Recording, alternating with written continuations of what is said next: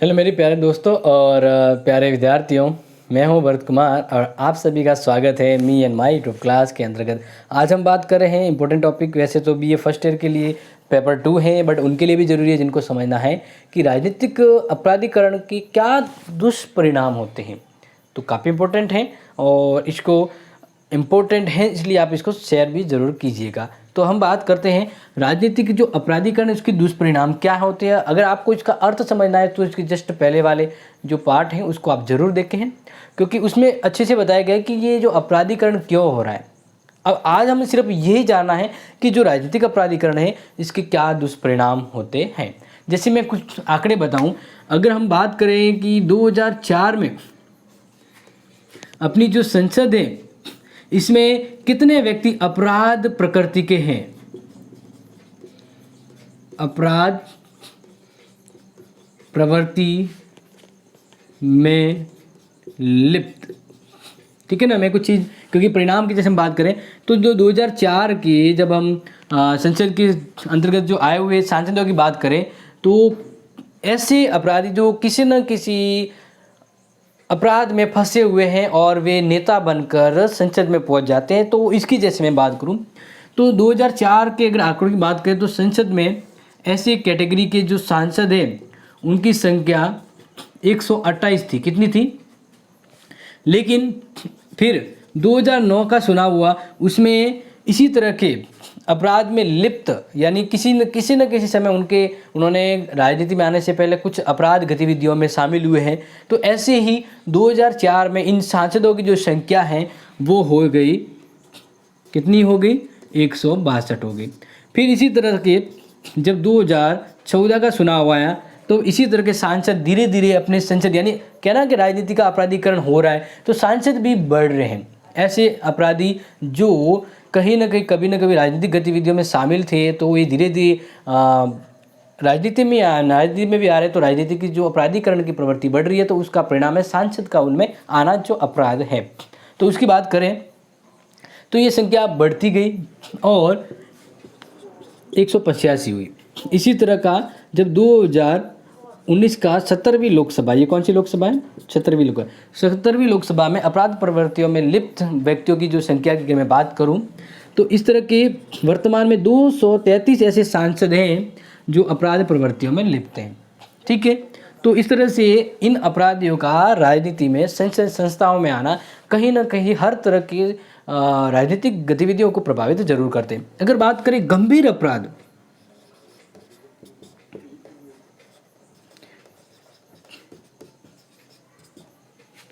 गंभीर अपराध में लिप्त सांसद, ऐसे अपराध जैसे चोरी, डकैती, रेप, मारपीट या और भी ऐसी कोई घिनौनी करतूतों या अपराधों में फंसे सांसद भी हैं वो संसद में आ चुके हैं।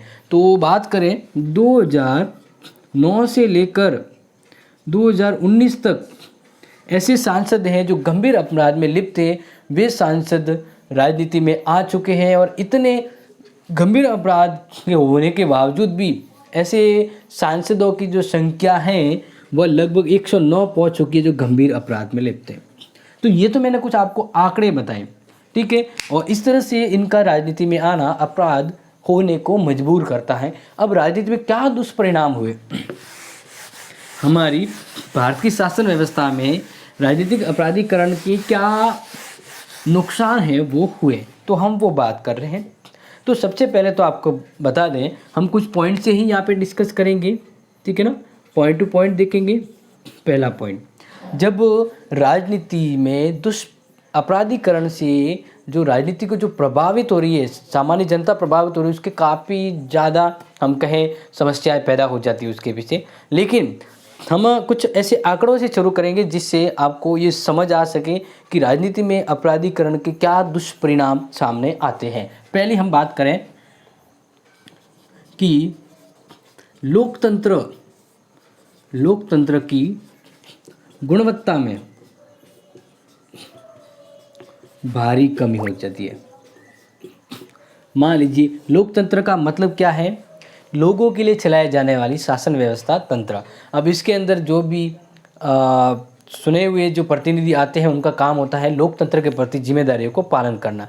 लेकिन राजनीति जिस तरह से अपराध में लिप्त है और राजनीति का जो जिस तरह से अपराधीकरण हुआ है तो उसका प्रभाव लोकतंत्र पर पड़ा है। क्या हुआ कि लोकतंत्र की जो गुणवत्ता है ना, क्वालिटी, वह कम हो गई है। अब ना तो लोगों का उसमें इंटरेस्ट रहा, ना विश्वास इतना जगह, और न ही लोकतंत्र है वो अच्छा हो पा रहा है, क्योंकि वहाँ पे राजनेता हो या भ्रष्ट कर्मचारी हो, सभी राजनीति को अपने फायदे के लिए यूज करें। तो राजनीति लोकतंत्र की जो गुणवत्ता होती है ना, क्वालिटी, वो धीरे धीरे कमज़ोर हो जा रही है। जैसे एक चीज़ कहते हैं कि आज देसी घी है, वो क्वालिटी का नहीं होता, क्योंकि लोग अपने मतलब के लिए गलत चीज़ों को मिक्स करके भी ऐसा काम करते हैं। तो ऐसे ही ये क्वालिटी यहाँ पे कमज़ोर हो गई है। फिर बात करें दूसरी, तो जब इस तरह का दुष्परिणाम का एक कारण ये भी होता है कि सांस्कृतिक हिंसा को बढ़ावा मिलता है। सांस्कृतिक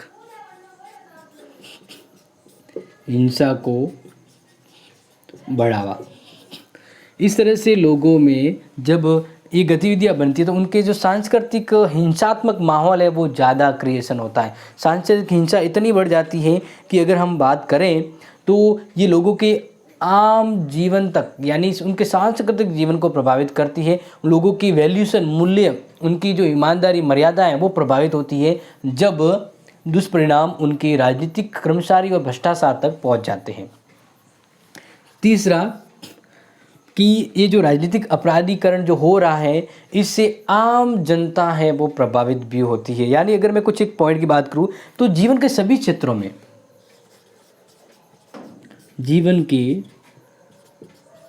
सभी क्षेत्रों की गतिविधियां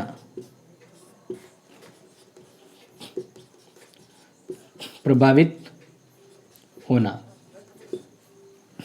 कैसे प्रभावित होगी? देखिए, जैसे बात कर ले कि हमें कोई जाति प्रमाण पत्र ही बनाना है, तो या ऐसा कोई मान लीजिए किसी प्लॉट की रजिस्ट्री करवानी है, तो हमें रजिस्ट्री करवाने के लिए उन सरकारी नेता, सरकारी अफसरों को पैसे देने होते हैं। ये एक वास्तविकता है। और फिर पूछते ये पैसे आप क्यों ले रहे, तो कह रहे ये पैसा हमें आगे तक पहुंचाना होता है। इस तरह से ये पैसा है वो परसेंटेज के रूप में कुछ हिस्सा वो नेता तक पहुंचता है। और नेता ने इस राजनीति कर्मचारियों को भी बढ़ावा दिया है। क्यों? क्योंकि नेता है वह लालची प्रवृत्ति के होते हैं और वह इस तरह की गतिविधियों को बढ़ावा देते हैं। अब अगर बात करें कि चुनाव के समय एक नेता गलत लोगों से पैसे लेकर या गलत तरीके की प्रकृतियों से वो पैसे इकट्ठे कर चुनाव में आ जाता है, या गलत लोगों से पैसे लेता है फिर वो चुनाव में आता है, तो अब ऐसा व्यक्ति क्या करेगा? उन गलत लोगों के पैसों को चुकाने के लिए उनका साथ देगा और राजनीति के हर क्षेत्र में गतिविधियां प्रभावित होगी। अब बात करें भले में खाने से लेकर हो, अपने किसी सरकारी कामकाज को लेकर हो, किसी सामाजिक सांस्कृतिक व्यवस्थाओं को लेकर, हर जगह ये राजनीतिक दुष्परिणाम है वह हर एरिया, अपनी हर लाइफ के जीवन के हर एरिया को प्रभावित कर सकते हैं। क्योंकि इससे जब जैसे मान लीजिए किसी पुलिस ने किसी अपराधी को जेल में डाल दिया, ठीक है, राजनेताओं ने उनको छुड़वा दिया। अब वही अपराधी वापस किसी समाज को, किसी परिवार को या किसी बच्चे को किडनैप करता है, तो ये राजनीतिक नेताओं के अपराधीकरण की प्रवृत्तियों से अपराधियों को बढ़ावा मिलता है और लोगों के आम जीवन को भी प्रभावित करते हैं। तो ये चीज़ आपको समझ में आ रही होगी। इसी तरह से हम बात करते हैं एक इम्पोर्टेंट, तो आपको ध्यान रखना कि लोकतंत्र की गुणवत्ता में नकारात्मक प्रभाव होता है, लेकिन राजनीतिक अपराधीकरण से क्या होता है? काले धन में बढ़ोतरी। क्योंकि राजनीति का अपराधीकरण होने से यही तो है कि काला धन कहाँ से आ रहा है। नेता चुनाव लड़ने के लिए गुंडे, गबर सिंह लोगों से पैसे लेते हैं, वो काला पैसा होता है, और इन पैसों को वे चुनाव में लगाकर जीतते हैं। फिर ये नेता इस काले धन को जनता के पैसों के रूप में बदलकर उन्हीं पैसों को उन लोगों को वापस पहुंचाते हैं। तो इस तरह से काला धन और बनेगा और नेता गलत तरीके से वसूली या किसी न किसी तरीके से अपने मनसूबे काम करवाने से या जनता के किसी प्रोजेक्ट को न करके उसके पैसे हड़प करके काले धन को बढ़ावा देंगे। क्योंकि अपराध के जरिए कोई जन्मा है तो वो अपराध को बढ़ाएगा, और इसी का रीज़न है काले धन का बढ़ना। काला धन क्यों बढ़ रहा है? क्योंकि अपराध है वो राजनीति में ज़्यादा हो रहे, इस तरह से बढ़ेगा। और इसी तरह से जब अपराध बढ़ेगा तो जो अपराध प्रवृत्ति के लोग हैं, अपराध प्रवृत्ति के लोग संसद तक पहुंच जाएंगे।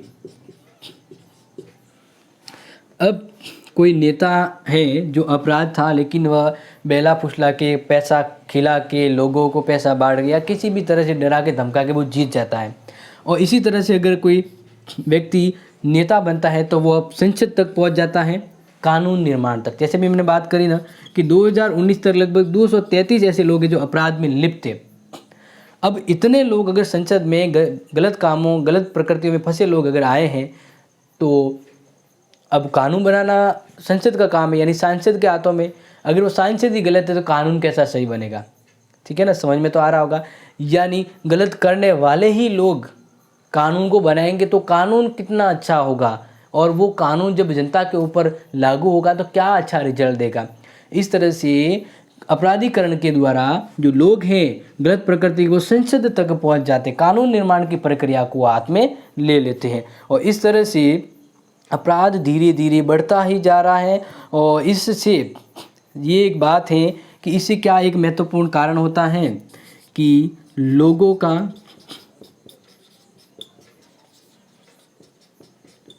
विश्वास लोकतंत्र के प्रति कम हो जाता है, कम हो जाता है। जब हो गए इस तरह का बार बार हो, गलत लोग हैं वो राजनीति में आए, गलत तरीके से गतिविधियाँ चलें, और चिंगम जैसे ईमानदार नेता अच्छा काम करने चाहे लेकिन अपराध की गतिविधियों से उनके इस मेहनत पे पानी फिरे, तो लोगों का विश्वास उठ जाएगा, पुलिस प्रशासन कमज़ोर हो जाएगा। और बात करें नेक्स्ट कि इससे प्रशासन व्यवस्था पर, प्रशासनिक व्यवस्थाओं पर प्रतिकूल प्रभाव पड़ेगा। प्रतिकूल प्रभाव, जैसे भी मैंने बात करी, अगर एक सिंघम है पुलिस इंस्पेक्टर, अगर बहुत ही खतरनाक अपराधी को बड़ी मुश्किल से अपने जान हथेली में डाल के गिरफ्तार कर लेता है, और उस अपराधी के टाके भिड़े हुए हैं नेताओं तक, और जब एक ही मिनट में नेता के फ़ोन जाता है कि फलाने को गिरफ्तार कर लिया है, तो वो नेता, करप्ट जो नेता है, वो कमिश्नर को फ़ोन करता है और कमिश्नर आगे फ़ोन करता है कि इसको छोड़ दो। तो इस तरह से जो सिंघम जैसी ईमानदार पुलिस वाले जब अपनी इस महत्वपूर्ण ईमानदारी का परिचय देते हुए काम करते हैं, और जब ये अपराध गतिविधियों के द्वारा ऐसे व्यक्ति छूट जाते हैं तो प्रशासन कैसे चलेगा? फिर लोगों का विश्वास टूट जाएगा। कोई ईमानदारी से काम कर रहा है लेकिन करप्ट लोगों की वजह से वो काम सही से नहीं हो पा रहा है, तो ये जो प्रशासन है, जो शासन व्यवस्था चलती है, वे नेगेटिव इफेक्ट पड़ेगा उनमें, क्योंकि उनमें वो कार्य क्षमता, इच्छा नहीं रहेगी। अगर आप फर्स्ट आए, आपको इनाम न देकर आपको थप्पड़ दी जाए तो आप काम करेंगे क्या? नहीं करेंगे। तो ऐसा ही जब प्रशासनिक क्षेत्रों में होगा तो लोगों के ऊपर नेगेटिव और प्रशासन के ऊपर कुप्रभाव पड़ेगा, तो प्रशासन भी गलत राह पर भ्रष्ट हो सकता है। तो ये ऐसे कुछ इंपॉर्टेंट पॉइंट मैंने आपको बताए जो राजनीति अपराधीकरण की वजह से हो रहे हैं, या राजनीतिक अपराधीकरण से ये दुष्प्रभाव, नेगेटिव इफेक्ट है वो होते हैं। तो कैसा लगा ये आज का एंड द क्लास वीडियो, आप मुझे ज़रूर बताइएगा और इसे शेयर कीजिएगा। मिलेंगे नई वीडियो में, तब तक के लिए take care and loving this video. Thank you.